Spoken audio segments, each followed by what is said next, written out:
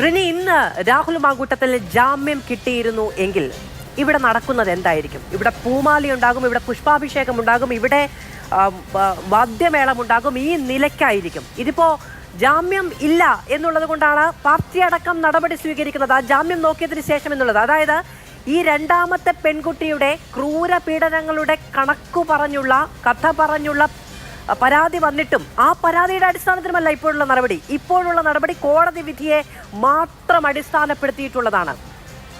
നോക്കുമ്പം രാഹുൽ ഈശ്വർ അകത്ത് കിടക്കുകയാണ്.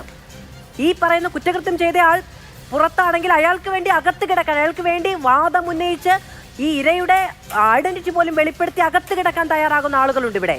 ആ നിലയ്ക്കാണ് സൈബർ അതിക്രമം. ഉമാ തോമസ്, ഞാൻ നേരത്തെ പറഞ്ഞല്ലോ, അത്രമേൽ ക്രൂരമായി കേരളം മുഴുവൻ അവർ തിരിച്ചു വരണമെന്ന് പ്രാർത്ഥിച്ചപ്പോൾ, ഈ പ്രശ്നമുണ്ടായി അവരുടെ എതിരഭിപ്രായം പറഞ്ഞപ്പോൾ അന്ന് മരിച്ചാൽ മതിയായിരുന്നു എന്ന കമന്റ് ഞാൻ വായിച്ചിട്ടുണ്ട്. ആ നിലയ്ക്കുള്ള അധിക്ഷേപമാണ് സ്ത്രീകൾക്കെതിരെ ഉണ്ടാകുന്നത്. തീർച്ചയായിട്ടും വലിയ തോതിലുള്ള ഒരു സൈബർ അറ്റാക്ക് തന്നെയാണ് ഉണ്ടാകുന്നത്. ഇപ്പം ഈ പറഞ്ഞ പോലെ ഈ വിധി മറിച്ചായിരുന്നെങ്കിൽ, തിരിച്ചായിരുന്നെങ്കിൽ എന്താകുമായിരുന്നു അവസ്ഥ? അല്ലെങ്കിൽ എന്തൊക്കെയായിരിക്കും ഈ അതിജീവിതയെ പോലുള്ള അല്ലെങ്കിൽ ഇരകളായിട്ടുള്ള പെൺകുട്ടികൾ, അല്ലെങ്കിൽ ഇത് പറയാൻ തയ്യാറായവർ നേരിടേണ്ടി വരിക എന്നുള്ളത് ചിന്തിക്കാൻ പോലും പറ്റാത്തൊരു കാര്യമാണ്. അത്രമേൽ രൂക്ഷമായ സൈബർ അറ്റാക്കും രൂക്ഷമായ പ്രതികരണങ്ങളും ഒരുതരം ഗുണ്ടായിസം തന്നെ ഇവിടെ ഉണ്ടാകുമായിരുന്നു എന്നുള്ള കാര്യത്തിൽ ഒരു സംശയവുമില്ല.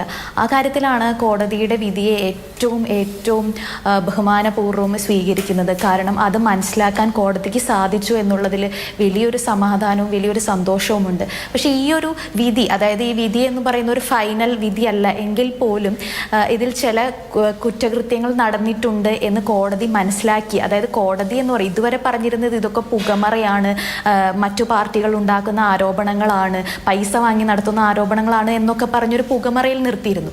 ഇപ്പോൾ കോടതി തന്നെ നേരിട്ട് അത് മനസ്സിലാക്കി ഒരു വിധിയുടെ ഒരു തുടക്കം, അതിജീവിതയ്ക്ക് കിട്ടാവുന്ന ഒരു വിജയത്തിൻ്റെ ഒരു തുടക്കം ഉണ്ടായിട്ട് പോലും ഇപ്പോഴും നമ്മൾ സൈബർ രംഗം നോക്കിക്കഴിഞ്ഞാൽ ഈവൻ എൻ്റെ ഫോട്ടോസിൻ്റെ അടിയിലും വീഡിയോസിൻ്റെ അടിയിൽ പോലും ഇപ്പോഴും തെറി അഭിഷേകം നടക്കുകയാണ്.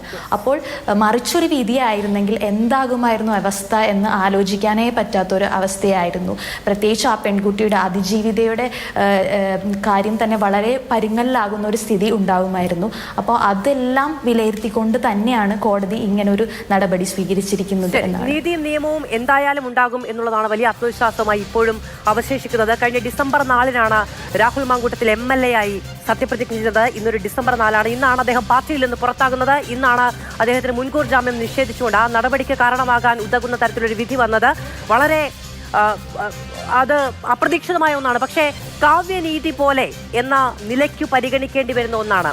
കേരളത്തിന്റെ മുഖ്യമന്ത്രിയാകാൻ പോലും സാധ്യതയുള്ള ഒരു ചെറുപ്പക്കാരൻ എന്ന പലരാൾ വിധി എഴുതപ്പെട്ട ഒരാൾ അനിവാര്യമായ ഒരു പതനത്തിലേക്ക് പോകുമ്പോൾ കേരളം ആ നിലയ്ക്കല്ല നേതാക്കളെ തിരഞ്ഞെടുക്കേണ്ടത് എന്ന് ഇവിടുത്തെ ഇത്രയും കാലത്തെ രാഷ്ട്രീയ പ്രവർത്തനത്തിൽ ഇത്രയും കാലം നമ്മൾ പൊരുതി നേടിയ സാമൂഹ്യ അന്തരീക്ഷത്തിന് ഇതിൽ കൂടുതൽ അർഹിക്കുന്നു, നമ്മൾ അഭിമാനത്തോടെ അർഹിക്കുന്നു എന്ന ഒരു കാവ്യനീതിയുടെ പ്രകാശനമായി അതിനെ കാണേണ്ടി വരും.